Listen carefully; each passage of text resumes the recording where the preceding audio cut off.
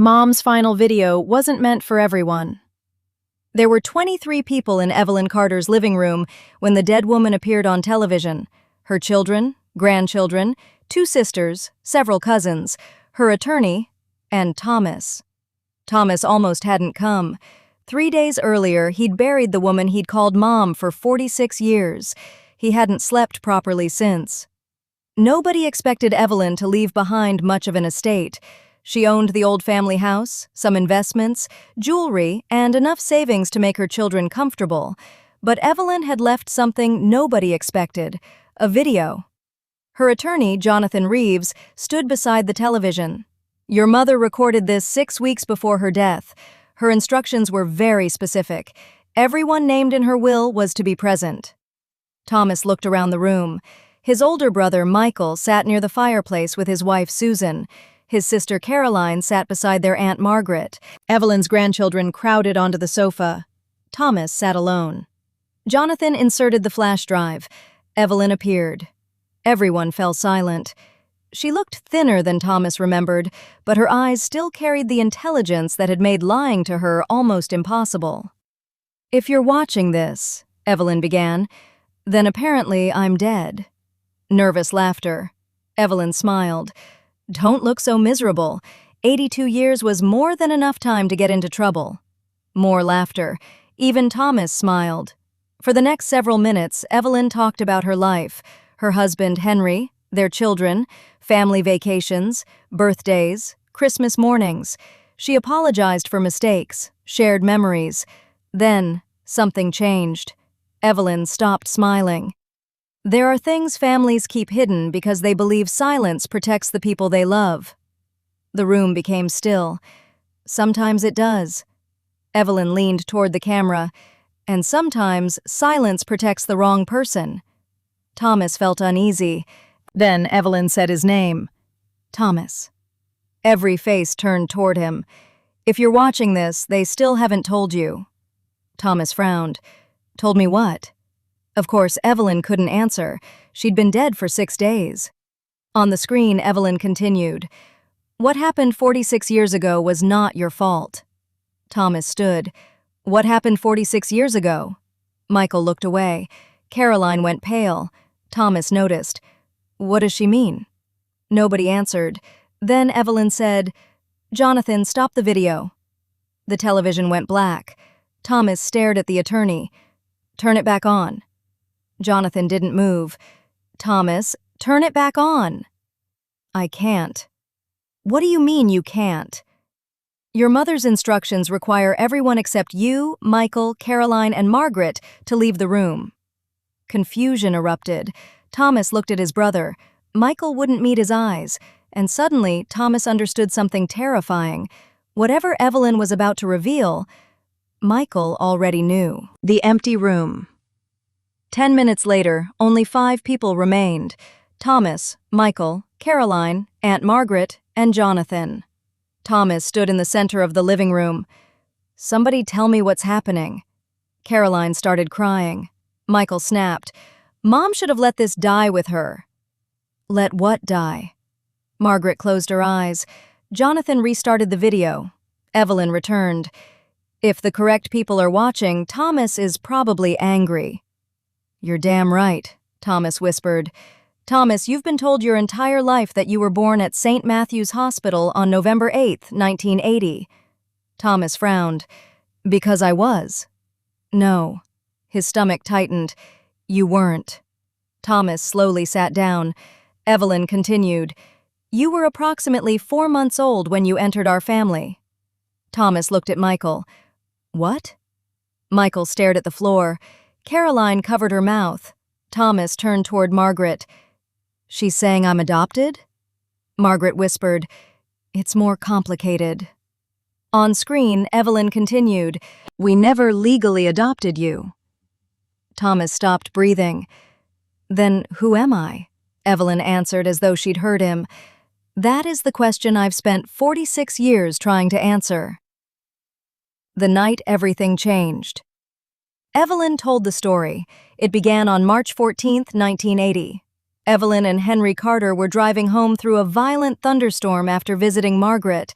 At approximately 11:40 p.m., they encountered a car crashed against a tree. Henry stopped. Inside was a young woman, badly injured, and a baby, Thomas. The woman was conscious, Evelyn said. Barely. Evelyn removed the child while Henry attempted to help the driver. The woman grabbed Evelyn's arm. She told me something. Thomas leaned toward the television.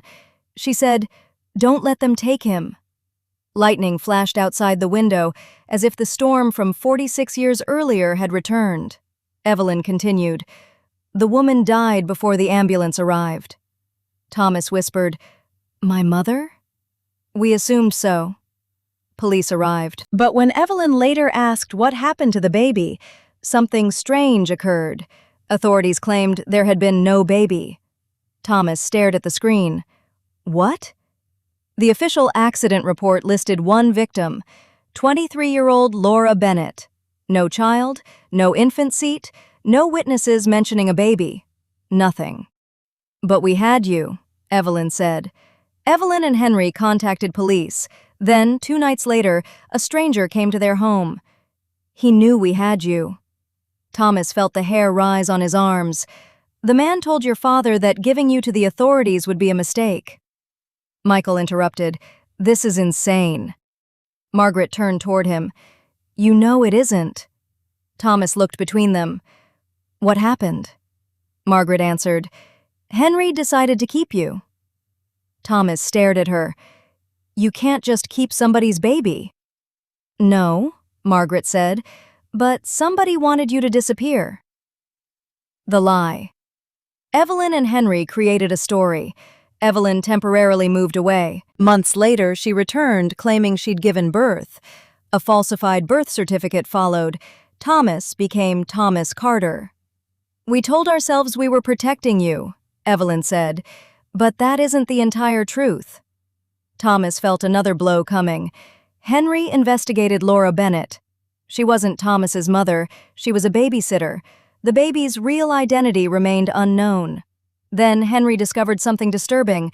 Laura had worked for an influential family, the Whitmores. Thomas recognized the name immediately. Everyone did. The Whitmore family had produced judges, senators, business leaders, and a governor. Laura had worked for Senator Charles Whitmore. 3 days before the accident, she'd abruptly quit. "And then she died," Evelyn said. Thomas's mouth went dry. "What does that have to do with me?" Evelyn stared through the screen. "Everything." The photograph. Jonathan paused the recording. "Your mother left something for you." He removed a sealed envelope from his briefcase. Inside was a photograph, a young woman holding a baby. Thomas stared at her. He knew that face. Not personally, but he'd seen it hundreds of times. Newspapers, television documentaries, political retrospectives. That's impossible. The woman was Elizabeth Whitmore, daughter of Senator Charles Whitmore. Elizabeth had disappeared in 1980.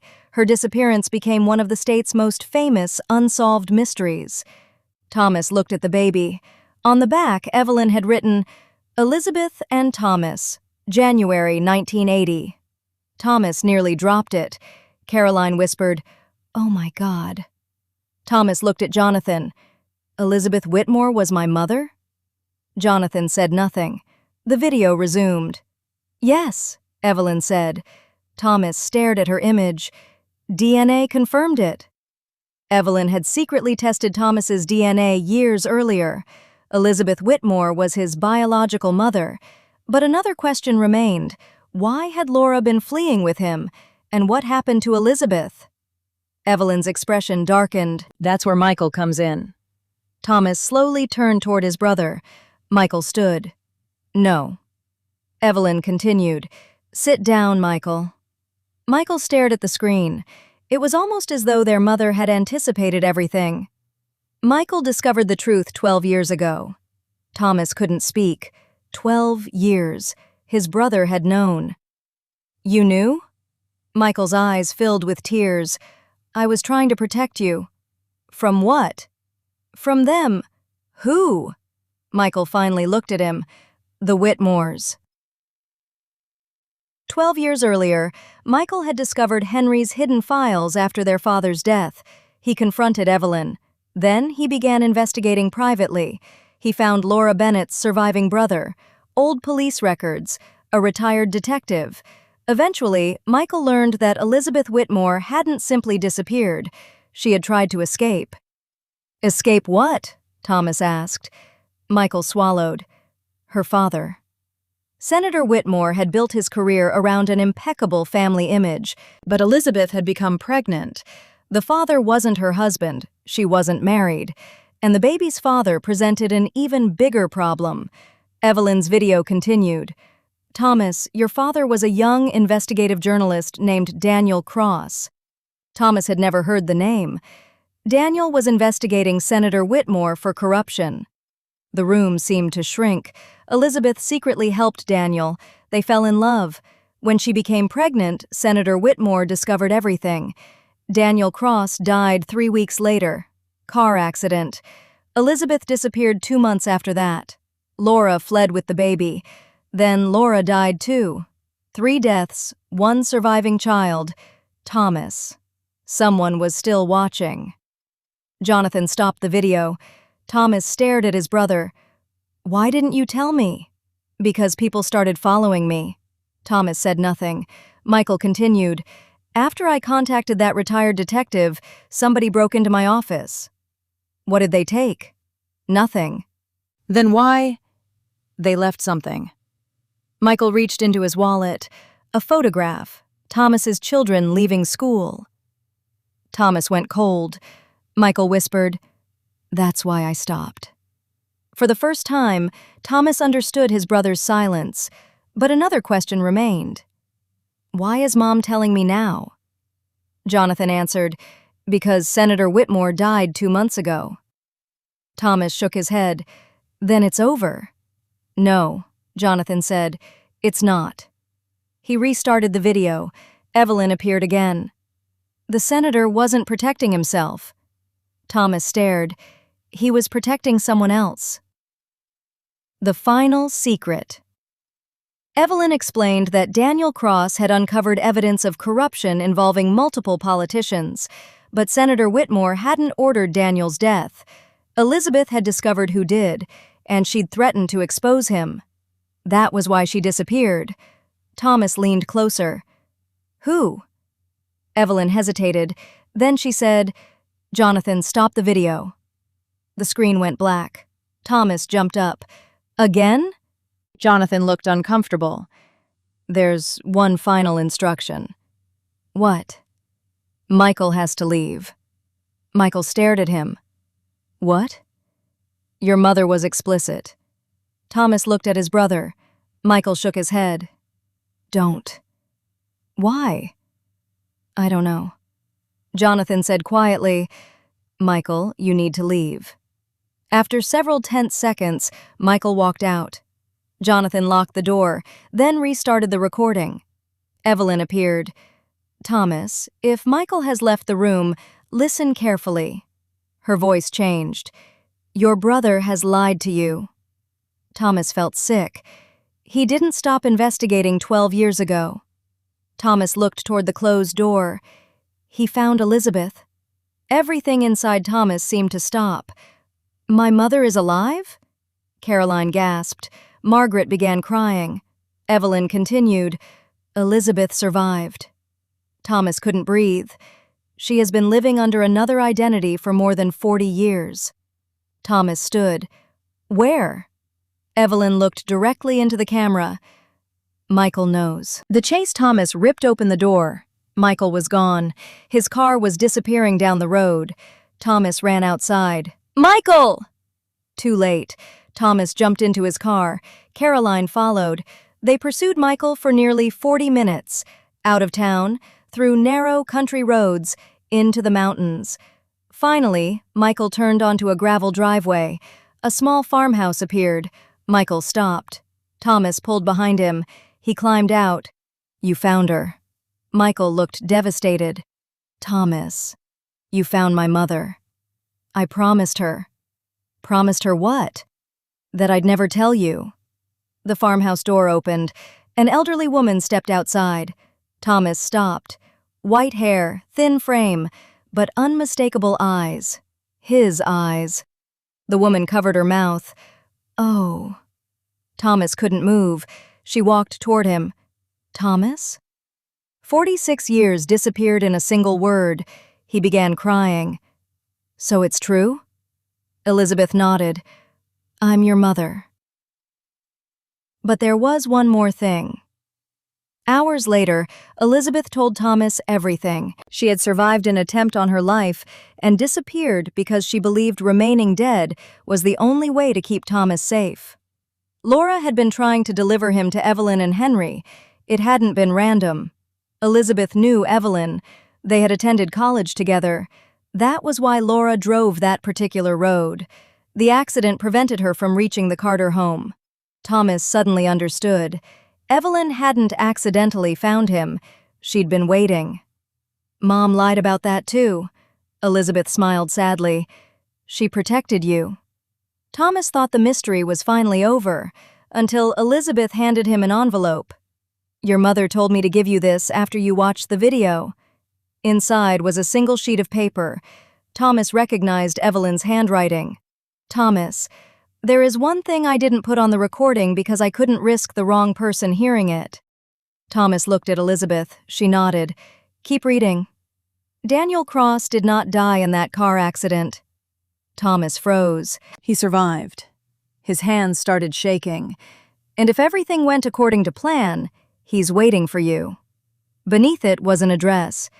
Thomas stared at the paper, then at Elizabeth. My father? Elizabeth's eyes filled with tears. She nodded. He's alive. Thomas could barely speak. Where? Elizabeth looked toward the mountains. About 20 minutes from here. Thomas laughed through his tears. Even dead, Evelyn Carter wasn't finished. She had spent 46 years protecting a secret. 6 weeks before dying, she'd created a video designed to expose only enough truth to lead Thomas toward the next piece. Because the video had never been intended for the entire family. It hadn't even been intended to reveal everything to Thomas. It had been a map.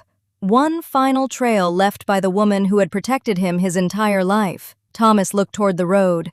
For 6 days, he'd believed he'd lost his mother. Instead, she had given him something extraordinary before leaving. The truth about the family that had raised him, the mother who had been forced to surrender him, and somewhere 20 minutes away, the father he'd spent 46 years believing had never existed. Thomas folded Evelyn's letter and placed it inside his pocket. Then he smiled. Okay, Mom. He looked toward the empty road.